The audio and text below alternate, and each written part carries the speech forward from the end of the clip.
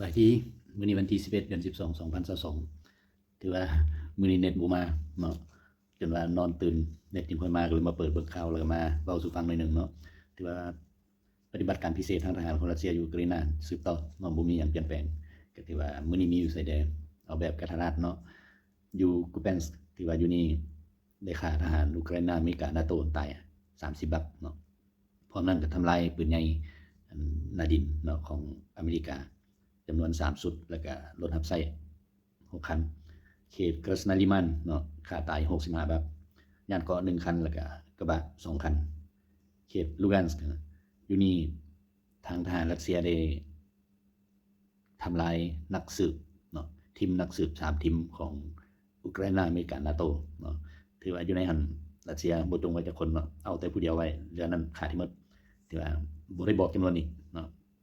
มีแต่ว่า3หน่วยที่มาเคลื่อนไหวอยู่เขตลูกันสก์ถือว่าถูกรัสเซียทำลายบัดนี้เขตดอนเนตส์เนาะอยู่นี่ฆ่าตายจำนวน40บักยานเกาะ2คันและกระบะ3คันเขตภาคใต้ดอนเนตส์เนาะอยู่นี่ก็ฆ่าตาย40กว่าบักยานเกาะ2คันกระบะ2คันถือว่า อยู่นี้เนาะ เขตกรามาตอร์ทางรัสเซียได้ยิงทำลายระบบยิงลูกศรไฟบุกอันนึงเนาะ1สุดของทหารอุกราอินาอเมริกา NATO แล้วก็มื้อนี้สังรวมแล้วได้ทำลายระบบจรวดที่ยิงมาจาก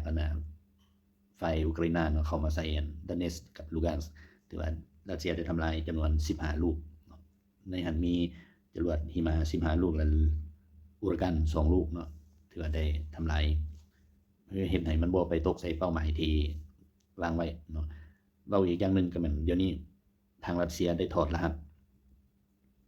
จรวดหิมะของอเมริกาเนาะถือว่ารัสเซียสามารถฮู้ได้ว่าลูกจรวดหิมะนะถ้ายิงออกมาปุ๊บฮู้ได้เลยว่ามันแม่นจรวดหิมะเนาะแล้วก็การสกัดการอย่างต่างๆถือว่าระบบมันจะปฏิบัติการให้ไวที่สุดเนาะเมื่อก่อนนี้การศึกษายังบ่ทันคักปานใดก็ถือว่าปกป้องได้เพียงแต่ 60-70% เนาะแต่ว่ามามื้อนี้ถือว่าบ่ให้พลาดเลยเนาะ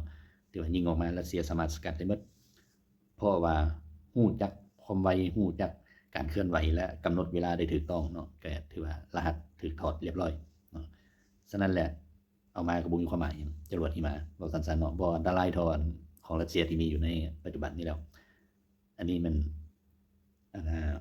การปฏิบัติการมื้อนี้เนาะก็ถือว่าสิบ่ได้เว้าหลายเพราะว่าเน็ต